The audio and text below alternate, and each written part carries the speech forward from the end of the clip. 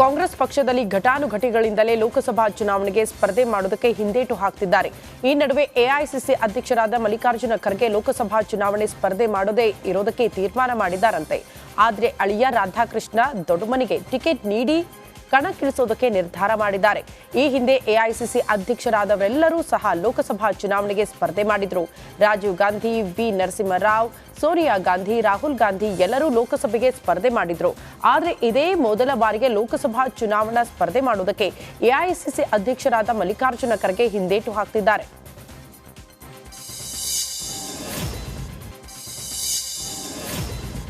ಪರಿಹಾರಕ್ಕಾಗಿ ರೈತರು ಬೆಳಗಾವಿ ಜಿಲ್ಲೆಯ ನೀರಾವರಿ ಇಲಾಖೆ ಕಚೇರಿ ಎದುರು ಹೋರಾಟ ಮಾಡ್ತಾ ಇದ್ರು. ಈ ವೇಳೆ ಸತೀಶ್ ಜಾರಕಿಹೊಳಿ ರೈತರು ಮತ್ತು ಅಧಿಕಾರಿಗಳ ಜೊತೆ ಸಂಧಾನ ಸಭೆ ನಡೆಸಿದ್ರು. ಸಭೆ ಬಳಿಕ ಮಾತನಾಡಿರುವ ಸತೀಶ್ ಜಾರಕಿಹೊಳಿ, ಭೂ ಸ್ವಾಧೀನದ ಕುರಿತು ರೈತರು ಅಧಿಕಾರಿಗಳ ಬಳಿ ಪೇಪರ್ಸ್ಗಳು ಬೇರೆ ಬೇರೆ ಇದೆ. ಕೆಲ ಪೇಪರ್ಗಳು ನಷ್ಟ ಆಗಿರಬಹುದು. ಸದ್ಯ ಸರ್ಕಾರಕ್ಕೆ ವಸ್ತುಸ್ಥಿತಿ ಬರೆಯುತ್ತೇವೆ. ಅಂತಿಮವಾಗಿ ಸರ್ಕಾರ ತೀರ್ಮಾನ ಮಾಡುತ್ತೆ. ಪರಿಹಾರ ಕೊಟ್ಟಿರುವ ದಾಖಲೆ ನಮ್ಮಲ್ಲಿ ಇಲ್ಲ. ನೀರಾವರಿ ಅಧಿಕಾರಿಗಳು ಸರ್ವೆ ಮಾಡಿ ಸರ್ಕಾರಕ್ಕೆ 3 ದಿನದಲ್ಲಿ ವರದಿ ಸಲ್ಲಿಸುತ್ತಾರೆ ಅಂತ ಸತೀಶ್ ಜಾರಕಿಹೊಳಿ ಹೇಳಿದ್ದಾರೆ. ಮಂಗಳೂರಿನಲ್ಲಿ ವಿದ್ಯಾರ್ಥಿನಿಯರ ಮೇಲೆ ಆಸಿಡ್ ದಾಳಿ ಪ್ರಕರಣಕ್ಕೆ ಸಂಬಂಧಿಸಿದಂತೆ ಕೇರಳದ ಮತ್ತಿಬ್ಬರು ಆರೋಪಿಗಳನ್ನು ಪೊಲೀಸರು ವಶಕ್ಕೆ ಪಡೆದುಕೊಂಡಿದ್ದಾರೆ. ಮೊದಲ ಆರೋಪಿ ಎಂಬಿಎ ವಿದ್ಯಾರ್ಥಿ ಅಬಿನ್ ಜೊತೆ ಉಪ್ಪಿನಂಗಡಿ ವೃತ್ತ ನಿರೀಕ್ಷಕರ ನೇತೃತ್ವದ ತಂಡ ಕೇರಳಕ್ಕೆ ತೆರಳಿತ್ತು. ಈ ವೇಳೆ ಕೇರಳದಲ್ಲಿ ಇಬ್ಬರನ್ನ ವಶಕ್ಕೆ ಪಡೆದು ಕಡಬಕ್ಕೆ ಕರೆತರಲಾಗಿದೆ ಎಂಬ ಮಾಹಿತಿ ಲಭ್ಯವಾಗಿದೆ. ಆರೋಪಿ ಅಬಿನ್ಗೆ ಆಸಿಡ್ ತಂದುಕೊಟ್ಟ ವ್ಯಕ್ತಿ ದಾಳಿ ನಡೆಸಿದ ದಿನ ಕಾಲೇಜಿನ ಸಮವಸ್ತ್ರ ಹೋಲುವ ಡ್ರೆಸ್ ಅನ್ನು ಹೊಲಿಸಿಕೊಂಡು ವ್ಯಕ್ತಿ ಇಬ್ಬರನ್ನ ಪೊಲೀಸರು ವಶಕ್ಕೆ ಪಡೆದುಕೊಂಡಿದ್ದಾರೆ. ಹಾವೇರಿಯ ಬ್ಯಾಡಗಿ ಮೆಣಸಿನಕಾಯಿ ಮಾರುಕಟ್ಟೆಯಲ್ಲಿ ಗಲಾಟೆ ಪ್ರಕರಣಕ್ಕೆ ಸಂಬಂಧಪಟ್ಟಂತೆ ಪೊಲೀಸರು 80ಕ್ಕೂ ಹೆಚ್ಚು ಜನರನ್ನ ಅರೆಸ್ಟ್ ಮಾಡಿದ್ದಾರೆ. ಇನ್ನು ಸ್ಥಳದಲ್ಲಿ ಐಜಿಪಿ ತ್ಯಾಗರಾಜನ್ ಮೊಕ್ಕಾಂ ಹೂಡಿದ್ದು ಹೆಚ್ಚಿನ ಭದ್ರತೆ ಕಲ್ಪಿಸಲಾಗಿದೆ. ಹಾಗೂ ಹಾವೇರಿ, ದಾವಣಗೆರೆ, ಚಿತ್ರದುರ್ಗ ಎಸ್ಪಿ ನೇತೃತ್ವದಲ್ಲಿ ಮಾರುಕಟ್ಟೆ ಬ್ಯಾಡಗಿ ಪಟ್ಟಣದಲ್ಲಿ ಕಟ್ಟೆಚ್ಚರ ವಹಿಸಲಾಗಿದೆ.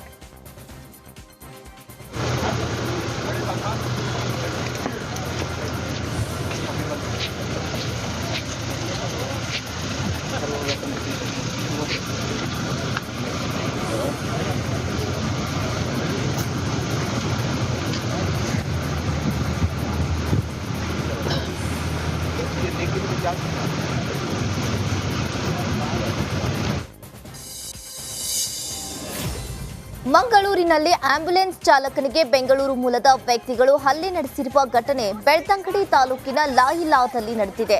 ಕಡಬದಿಂದ ನೇರಿಯಾಗೆ ಆಂಬ್ಯುಲೆನ್ಸ್ ಬರ್ತಾ ಇತ್ತು. ಲಾಯಿಲಾ ತಲುಪ್ತಾ ಇದ್ದಂತೆ ಆಂಬ್ಯುಲೆನ್ಸ್ ಓವರ್ಟೇಕ್ ಮಾಡಿತು ಎಂಬ ವಿಚಾರಕ್ಕೆ ಗಲಾಟೆ ನಡೆದಿದೆ.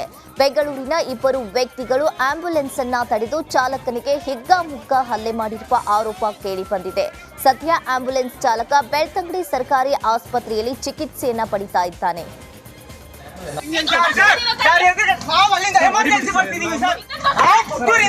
ಪುತ್ತೂರಿಂದ ಎಮರ್ಜೆನ್ಸಿ ಹೊರಟಿದೀವಿ ಸರ್.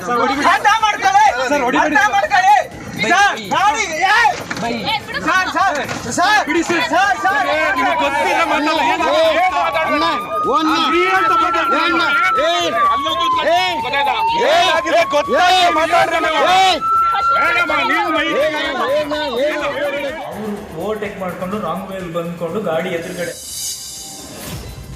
ಕೊಡಗು ಜಿಲ್ಲೆಯ ಹಲವೆಡೆ ಕುಡಿಯುವ ನೀರಿಗೆ ಹಾಹಾಕಾರ ಶುರುವಾಗಿದೆ. ಚೌಡೇನಹಳ್ಳಿ ಶಿಡಗಲಲೆ ಗ್ರಾಮದ ಜನರಿಗೆ ಕುಡಿಯುವ ನೀರಿನ ಸಮಸ್ಯೆ ಎದುರಾಗಿದೆ. 40 ಲಕ್ಷ ರೂಪಾಯಿ ವೆಚ್ಚದಲ್ಲಿ ಕುಡಿಯುವ ನೀರಿಗೆ ಅಂತ 2 ಟ್ಯಾಂಕ್ ನಿರ್ಮಾಣ ಮಾಡಲಾಗಿದೆ. ಟ್ಯಾಂಕ್ ನಿರ್ಮಿಸಿ 5 ವರ್ಷವಾದರೂ ನೀರು ಬಿಟ್ಟಿಲ್ಲ. ಹೀಗಾಗಿ ಅಧಿಕಾರಿಗಳ ಈ ನಿರ್ಲಕ್ಷ್ಯಕ್ಕೆ ಜನ ಆಕ್ರೋಶ ವ್ಯಕ್ತಪಡಿಸಿದ್ದಾರೆ. ನೀರು ಕೊಡಿ, ಇಲ್ಲ ವಿಷ ಕೊಟ್ಬಿಡಿ ಅಂತ ಕಣ್ಣೀರು ಹಾಕಿದ್ದಾರೆ. ರಾಜಧಾನಿ ಬೆಂಗಳೂರಿನಲ್ಲಿ ನೀರಿಗೆ ಹಾಹಾಕಾರ ಶುರುವಾಗಿದೆ. ಕಾವೇರಿ ನೀರು ಪೋಲು ಮಾಡುವವರ ವಿರುದ್ಧ ಬೆಂಗಳೂರು ಜಲಮಂಡಳಿ ಕಟ್ಟುನಿಟ್ಟಿನ ಕ್ರಮಕ್ಕೆ ಮುಂದಾಗಿದೆ. ಅನಗತ್ಯ ನೀರು ಬಳಕೆ ತಡೆಯಲು ದಂಡಾಸ್ತ್ರ ಶುರು ಮಾಡಿದೆ. ಕುಡಿಯುವ ನೀರನ್ನ ಈಜುಕೊಳಕ್ಕೆ ಬಳಸದಂತೆ ಆದೇಶವನ್ನ ಮಾಡಿದೆ. ಇನ್ನು ಕಾವೇರಿ ನೀರು ಕೇವಲ ಕುಡಿಯೋದಕ್ಕೆ ಮಾತ್ರ ಬಳಕೆ ಮಾಡಬೇಕು. ಕಾವೇರಿ ನೀರು ಈಜುಕೊಳಗಳಿಗೆ ಬಳಕೆ ಮಾಡಿದ್ರೆ ಮೊದಲ ಬಾರಿಗೆ 5,000 ದಂಡ, 2ನೇ ಬಾರಿ ನಿಯಮವನ್ನ ಉಲ್ಲಂಘನೆ ಮಾಡಿದ್ರೆ ಹೆಚ್ಚುವರಿ 500 ರೂಪಾಯಿ ದಂಡದ ಎಚ್ಚರಿಕೆಯನ್ನ ನೀಡಿದೆ. ಈ ಬಗ್ಗೆ ಜಲಮಂಡಳಿ ಅಧ್ಯಕ್ಷ ರಾಮ್ ಪ್ರಸಾದ್ ಮನೋಹರ್ ಆದೇಶವನ್ನ ಹೊರಡಿಸಿದ್ದಾರೆ. ರಾಜ್ಯ ರೈತ ಸಂಘಟನೆಗಳ ಒಕ್ಕೂಟ ವತಿಯಿಂದ ಬೆಂಗಳೂರಿನ ಫ್ರೀಡಂ ಪಾರ್ಕ್ನಲ್ಲಿ ಪಂಜಿನ ಮೆರವಣಿಗೆ ನಡೆಸಲಾಯಿತು. ದೆಹಲಿ ರೈತರ ಹೋರಾಟ ಬೆಂಬಲಿಸಿ ಕುರುಬೂರು ಶಾಂತಕುಮಾರ್ ಪಂಜು ಹಿಡಿದು ಪ್ರತಿಭಟನೆ ಮಾಡಿದ್ರು. ಈ ವೇಳೆ ಕೇಂದ್ರ ಸರ್ಕಾರ ರೈತರ ಹಕ್ಕುಗಳನ್ನು ಹತ್ತಿಕ್ಕುತ್ತಿದೆ, ಹೋರಾಟ ಮಾಡಿದ ರೈತರನ್ನ ಗೋಲಿಬಾರ್ ಮಾಡಿ ಕೊಲೆ ಮಾಡಿದೆ ಅಂತ ಕೇಂದ್ರದ ವಿರುದ್ಧ ಕುರುಬೂರು ಶಾಂತಕುಮಾರ್ ಕಿಡಿಕಾರಿದ್ದಾರೆ.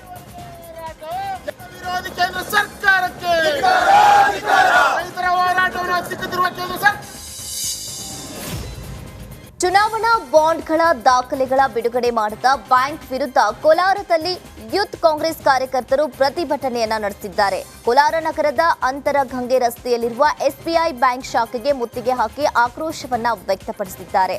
ಇನ್ನು ಕೇಂದ್ರ ಸರ್ಕಾರ ಗ್ರಾಹಕರಿಗೆ ವಂಚನೆಯನ್ನ ಮಾಡ್ತಾ ಇದೆ ಅಂತ ಆರೋಪಿಸಿ ಕೇಂದ್ರದ ವಿರುದ್ಧ ಘೋಷಣೆಯನ್ನ ಕೂಗಿದ್ದಾರೆ. ಸಂಸದ ಅನಂತಕುಮಾರ್ ಹೆಗಡೆ ಸಂವಿಧಾನ ತಿದ್ದುಪಡಿ ಹೇಳಿಕೆಯನ್ನು ಖಂಡಿಸಿ ಸಂಸದ ಅನಂತಕುಮಾರ್ ಹೆಗಡೆ ಅವರನ್ನ ಬಂಧಿಸುವಂತೆ ಕೋಲಾರದಲ್ಲಿ ಪ್ರತಿಭಟನೆ ಮಾಡಿದ್ದಾರೆ. ಕರ್ನಾಟಕ ದಲಿತ ಸಂಘರ್ಷ ಸಮಿತಿ ಪ್ರತಿಭಟನೆ ನಡೆಸಿದೆ. ಸಂವಿಧಾನ ರಚನೆ ಮಾಡಿರುವುದು ಅಂಬೇಡ್ಕರ್ ಅಲ್ಲ ಅಂತ ಅಪಮಾನ ಮಾಡ್ತಾ ಇರುವ ಹೆಗಡೆ ವಿರುದ್ಧ ಕ್ರಮಕ್ಕೆ ಆಗ್ರಹಿಸಿದ್ದಾರೆ. ಕೋಲಾರದ ಮಾಲೂರು ತಾಲೂಕಿನ ಕಾಂಗ್ರೆಸ್ ಕಚೇರಿ ರಾಜ್ಯ ಸರ್ಕಾರದ ಗ್ಯಾರಂಟಿ ಸಮಾವೇಶ ನಡೆದಿದೆ. ಇನ್ನು ಸಮಾವೇಶದಲ್ಲಿ ರಾಜ್ಯ ಸರ್ಕಾರದ 5 ಗ್ಯಾರಂಟಿಗಳ ಕುರಿತು ಪ್ರಚಾರವನ್ನ ಮಾಡಲಾಗಿದೆ. ಮಹಿಳೆಯರು, ಮಕ್ಕಳು ಸೇರಿ ಸುಮಾರು 5,000 ಜನರು ಭಾಗಿಯಾಗಿದ್ದಾರೆ.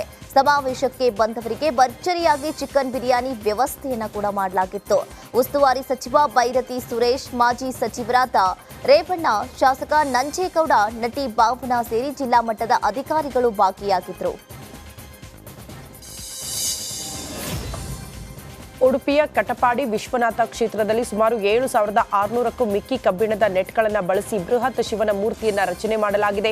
ಮೆಕ್ಯಾನಿಕಲ್ ಡಿಪ್ಲೊಮಾ ಮಾಡಿರುವ ನಿಶೀತ್ ಸುಮಾರು 3 ತಿಂಗಳ ಶ್ರಮದಲ್ಲಿ ಈಶಾ ಫೌಂಡೇಶನ್ ಮಾದರಿಯ ಶಿವನನ್ನ ನಿರ್ಮಿಸಿದ್ದಾರೆ. ದೇಗುಲದಲ್ಲಿ ಆಕರ್ಷಣೀಯ ಶಿವನಿಗಾಗಿ ಈ ಕಲಾಕೃತಿ ಮೂಡಿಬಂದಿದೆ.